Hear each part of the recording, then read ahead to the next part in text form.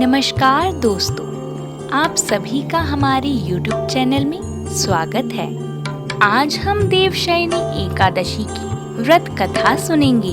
इसी दिन से चतुर्मास का आरंभ माना जाता है। इस दिन से भगवान श्री हरि विष्णु क्षीर सागर में शयन करते हैं और फिर लगभग 4 माह बाद तुला राशि में सूर्य के जाने पर उन्हें उठाया जाता है। उस दिन को देव उठनी एकादशी कहा जाता है। इस बीच के अंतराल को ही चतुर्मास कहा गया है। पुराणों में वर्णन आता है कि भगवान श्री हरि विष्णु इस दिन से 4 मास के लिए पाताल में निवास करते हैं। इस काल अवधि में यज्ञोपवीत संस्कार, विवाह, दीक्षा ग्रहण, यज्ञ, गृह प्रवेश, गौदान, प्रतिष्ठा एवं जितने भी शुभ कर्म हैं, उन्हें करने से मना किया गया है। पुराणों के अनुसार यह भी कहा गया है कि भगवान हरि ने जब वामन अवतार धारण किया था और दैत्य बलि के यज्ञ में 3 पग की भूमि दान में मांगी थी, तो भगवान ने पहले पग में संपूर्ण पृथ्वी, आकाश और सभी दिशाओं को ढक लिया था। अगले पग में संपूर्ण स्वर्ग लोक ले लिया था और जब तीसरा पग धरने के लिए कोई स्थान बाकी नहीं रहा, तो राजा बलि ने अपने आप को समर्पित करते हुए सिर पर पग रखने को कहा। इस तरह बलि से तीनों लोकों को मुक्त करा के भगवान विष्णु जी ने सभी देवताओं को भय से दूर किया। लेकिन राजा बलि की दानशीलता और भक्ति भाव को देखकर भगवान विष्णु ने बलि से वर मांगने को कहा। तब राजा बलि ने भगवान से कहा कि आप मेरे साथ पाताल चलें और हमेशा वहीं निवास करें।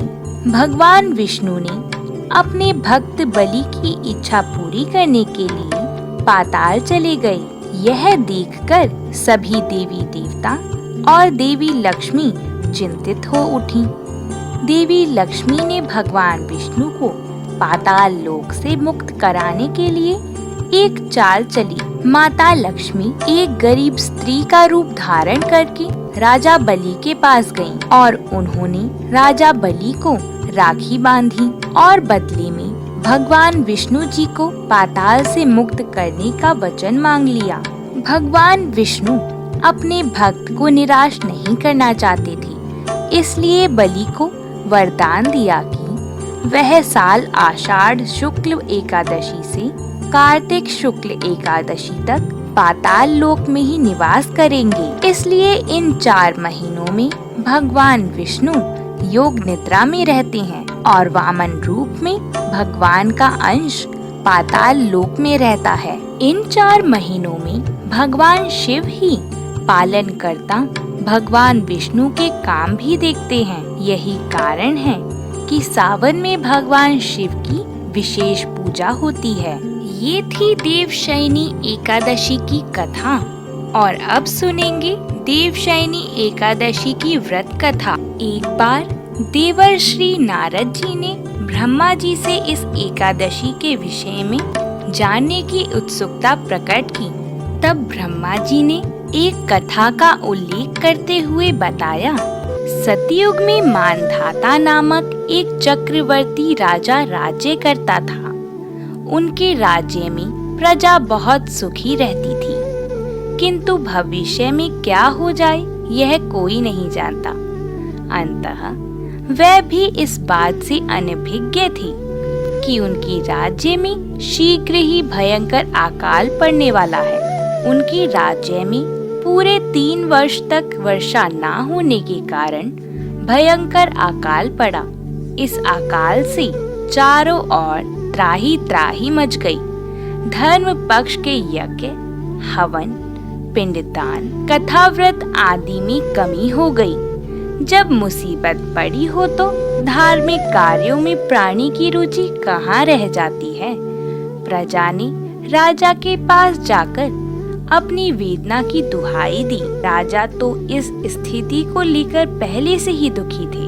वह सोचने लगे कि आखिर मैंने ऐसा कौन सा पाप कर्म किया है जिसका दंड मुझे इस रूप में मिल रहा है। फिर इस कष्ट से मुक्ति पाने का कोई साधन करने के उद्देश्य से राजा सेना को लेकर जंगल की ओर चल दिया। वहाँ विचरण करते करते एक दिन वह अंगीरा ऋषि के आश्रम में पहुँचे और उन्हें प्रणाम किया। ऋषिवर ने पूछा, क्या बात है पुत्र, इस प्रकार जंगल में विचरने व आश्रम में आने का क्या प्रयोजन है? तब राजा ने हाथ जोड़कर कहा, ऋषिवर, सभी प्रकार से धर्म का पालन करता हूँ, पर फिर भी मैं अपने राज्य में अकाल का दृश्य देख रहा हूँ। आखिर किस कारण से ऐसा हो रहा है? कृपा कर इसका समाधान बताएं। यह सुनकर महर्षि अंगिरा जी ने कहा, हे राजन, सब युगों से उत्तम यह सतयुग है। इसमें छोटे से पाप का भी बड़ा भयंकर दंड मिलता है। इसमें धर्म अपने चारों चरणों में व्याप्त रहता है। राजा ने कहा, हे देव, कृपा करके मुझे कोई उपाय बताइए। तब महर्षि अंगिरा जी ने बताया, आषाढ़ माह की शुक्ल पक्ष की एकादशी का व्रत करो। इस व्रत के प्रभाव से अवश्य ही वर्षा होगी। राजा अपने राज्य की राजधानी लौट आया और चारों वर्णों सहित एकादशी का विधि पूर्वक व्रत किया। व्रत के प्रभाव से उनके राज्य में मुसलधार वर्षा हुई और पूरा राज्य धन धान्य से परिपूर्ण हो गया। पुराणों में देवशयनी एकादशी के विशेष महात्म्य का वर्णन है। इस व्रत से प्राणी की समस्त मनोकामनाएं पूर्ण होती हैं। तो ये थी देवशयनी एकादशी की व्रत कथा। इस कथा को कहती, सुनती एवं हुंकार भरती सभी पर भगवान की कृपा दृष्टि बनी रहती है। आगे आने वाली व्रत कथाओं और सावन मास में सुनी जाने वाली कथाओं के लिए हमारे चैनल पर्व रहस्य त्योहार को सब्सक्राइब जरूर कर लें और साथ ही में बेल आइकन को भी दबा दें, ताकि आने वाली त्योहारों की जानकारी एवं उनमें सुनी जाने वाली व्रत कथा आपको समय अनुसार मिलती रहे। जय लक्ष्मी नारायण।